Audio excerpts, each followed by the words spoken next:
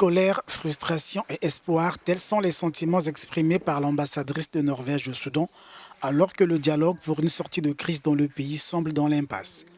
Membre de la Troïka, la diplomate dénonce la répression dont sont victimes les anti-Push, mais elle fonde son espoir sur les effets de la pression de la communauté internationale sur la junte.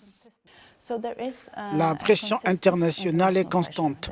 Il y a eu des réunions au sein du Conseil de sécurité, du Conseil des droits de l'homme.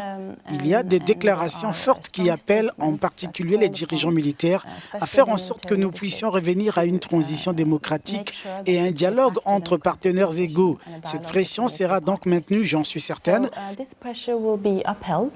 Et nous constatons également une très forte pression de l'intérieur. Les pro-démocraties sont réprimés dans le sang.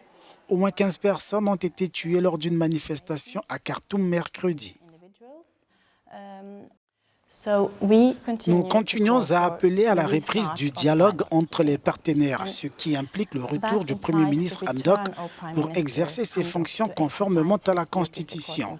C'est la seule façon d'instaurer un dialogue entre les partenaires égaux et grâce à son expérience économique, nous pensons qu'il peut être le pont qui permettra à ce pays de traverser cette crise en eau trouble. La Norvégienne rencontre régulièrement le Premier ministre en résidence surveillée et le chef de la junte. Tous deux veulent redessiner le partenariat militaro-civil, assure-t-elle.